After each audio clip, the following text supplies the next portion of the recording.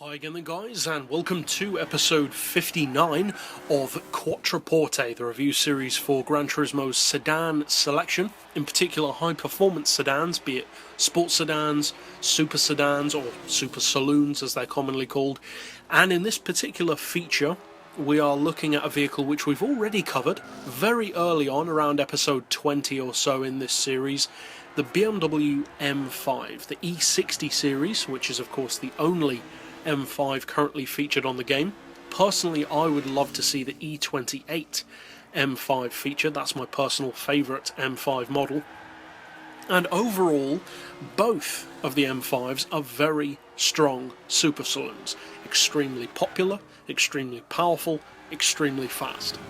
Now, the question is, why are we featuring the non-premium model? Because there are many other vehicles in other series which may come in premium and non-premium form that we don't feature both versions of. Well, for one primary reason, and that is because this particular premium model has a couple of very significant advantages over the premium model. Now, as far as raw spec, in many ways the premium is the superior vehicle. The premium model has a higher PP, more power, more torque, more horsepower per tonne, etc. But this car is cheaper, fractionally lighter, and I would say actually has better handling than the premium model. Now, the premium car has good handling anyway. I would say that this car has outstandingly good handling. Now, I'm sure there are those who would disagree with that. Everyone has their own personal driving style, and of course the handling of a car is the most subjective aspect of its performance. There's not really much to argue about when it comes to straight line performance. It does what it does. But when it comes to cornering, everyone's different. What you want from the car, what you need from the car will be different from person to person, so there's more room for personal preference, personal variation, etc. And so, of course, not everyone would agree with that statement, but for me personally, the non-premium car has far superior handling to the premium. It's like a completely different vehicle, not just in the term of a year, but the entire model feels different. It feels like much more of, in effect, a supercar with four doors, whereas the normal M5, the premium, feels what it is, a super saloon. Now, that's not bad. A super saloon is an excellent class of performance car, but to me this version just feels so far ahead of that in terms of cornering ability, cornering speed, the way it feels, the way it drives.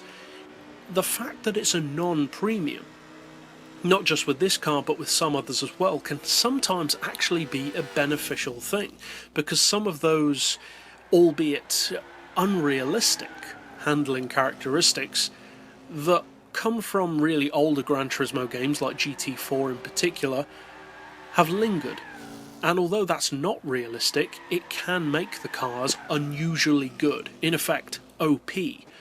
And I think that's the case with this one.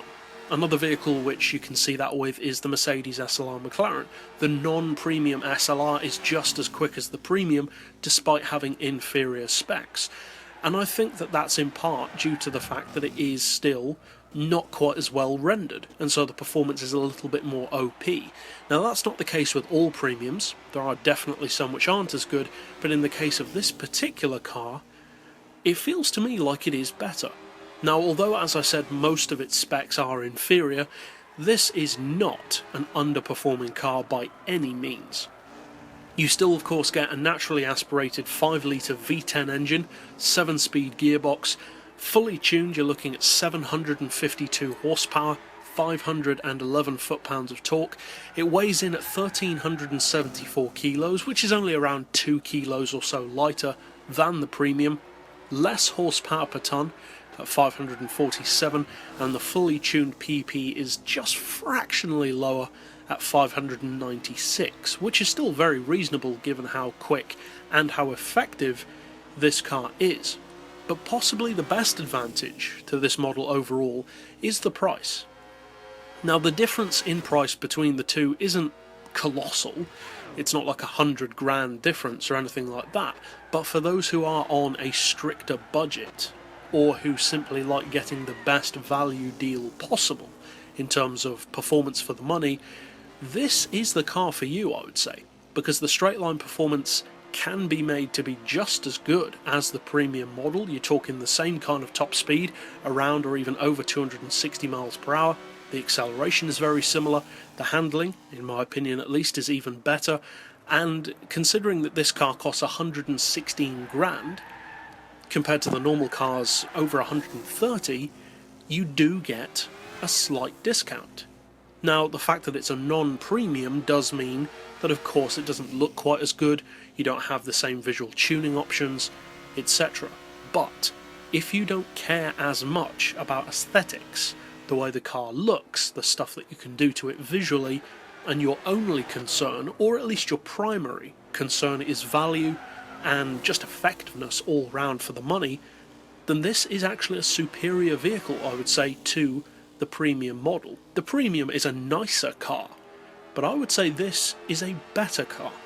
But of course that's just my opinion, and that's it overall for this particular review, so I'll see you guys next time, and as always, thanks for watching.